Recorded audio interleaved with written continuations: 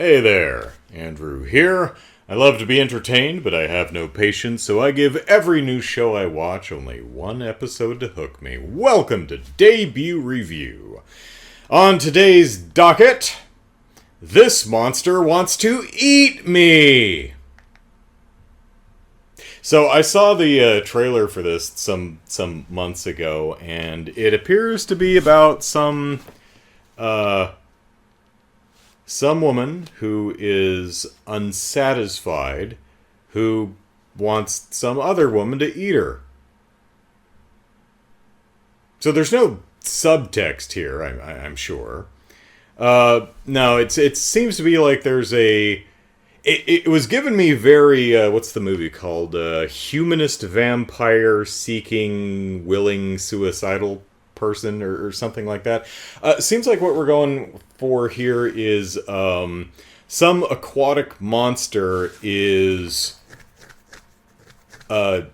talking to some very depressed woman and saying, "I'm gonna eat you, but not right now. We're gonna have fun adventures for an entire season of anime, and then I'll eat you. And you'll finally be happy." Or something like that. I don't know, it's a trailer. Let's see what the description says. The description says, Hinako lives alone by the sea, quietly drifting through life after losing her family years ago. One day, a mermaid named Shiori saves her from a monster. Oh, okay. And says she's come to eat her, just not yet. Wait, okay, so... Huh. Okay, so the mermaid saves her for herself. Okay, got it. Until then, Shiori will stay by her side and keep her safe. Are there other monsters that are just trying to eat poor little Hinako? It's like, that's my dinner, god damn it, leave her alone. She'll stay by her side, keep her safe. In that moment, a deep hope swells in Hinako. Maybe this girl can finally grant her the ending she's been waiting for. I don't, Now, there's many ways to check out. I don't know, Between the Jaws of Some Toothy Monster is high on many's, on many's list of preferences. But, who am I to judge? Okay, because this is Crunchyroll, we've actually got a poster, and it's just a gal with scaly arms and long fingernails. So, at least it's a poster and not just a random screenshot from the show. Netflix. Okay, this monster wants to eat me. Let's give it a look. And then judge it.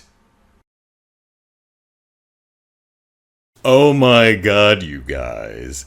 This anime features a schoolgirl wearing a skirt that goes down past her knees. I don't think I've ever seen that before. So I was thinking to myself, hey, that's cool. I rarely ever see that. But then the other characters in the show that we get a glimpse of, their skirts are not Sailor Moon short, but pretty short. So it seems to be just our hero or protagonist Hikaru, who wears a below the knee, about calf length skirt in her sailor school uniform. And it might be informing the character. So she is, as the intro said, she lives alone. Her family has passed.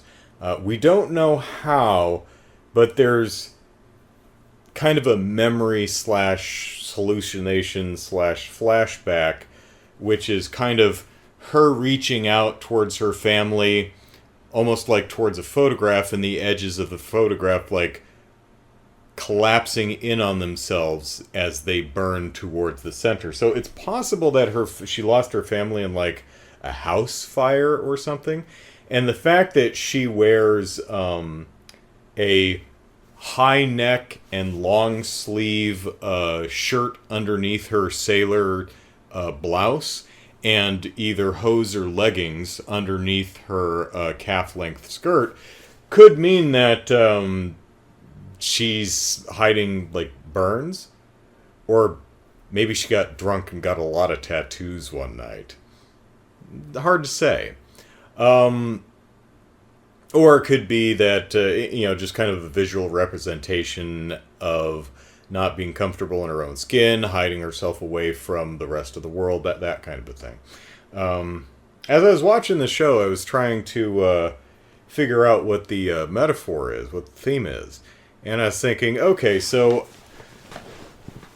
we've got a depressed woman, lost her family, she's aimless in life, isn't finding joy in anything, and just wants it to end. And so she's walking by the sea one day when tendrils of hair shoot out and grab her and yank her to the edge, and some toothy yokai of some sort says, you smell delicious. I swam all the way over from some place where geographically I have no idea where that is in relation to where she is, but I'm sure it was quite the swim. And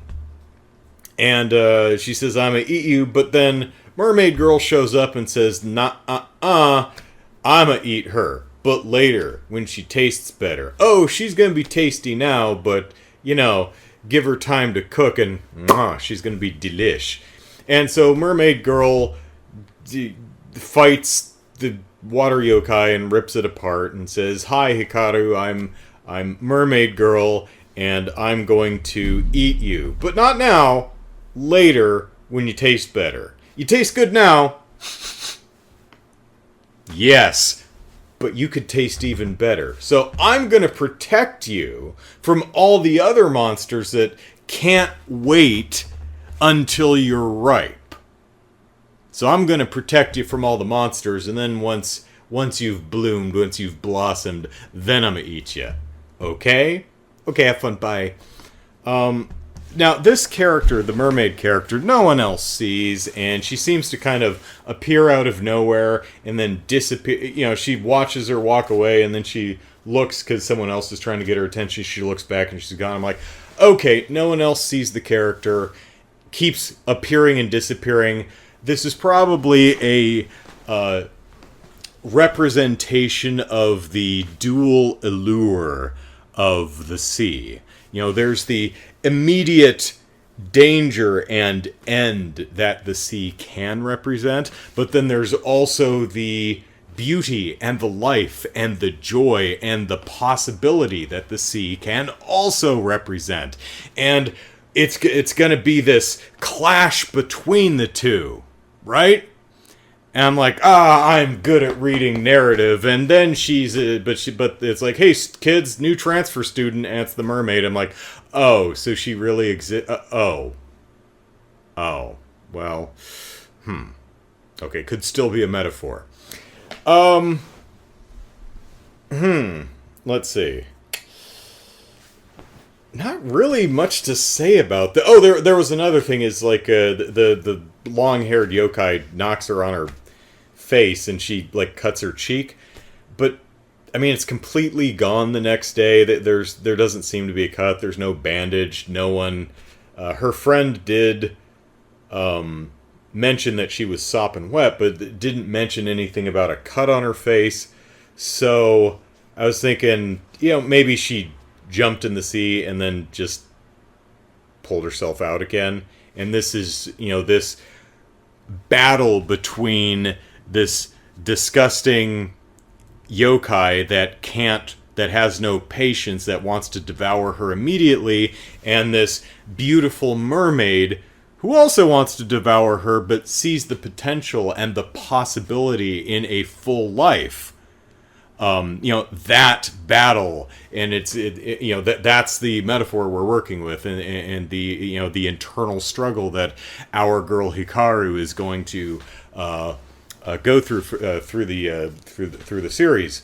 Except Mermaid Girl apparently actually does exist, so it's doesn't mean the metaphor can't be literalized, but it's not going to be an entirely internal struggle, which again, not a criticism, just observing what's happening. I don't have much more to say, because that's about all that happens in this episode. So is it going to be more of a thoughtful drama? Is it going to be a monster of the week kind of thing, where some disgusting sharp-toothed fish creature keeps trying to leap out of the sea and gobble up Hikaru, and Mermaid Girl has to, Shiori I think her name is, has to come running and transform into a long-nailed mermaid and rip it apart and say, "Ah, thank goodness, I preserved your good tastiness. Yes, you're coming along nicely. Gotta let that Hikaru meat cook. Takes the proper seasonings. You know, it's kind of like Pennywise in It. You know, he's gotta season the flesh with fear.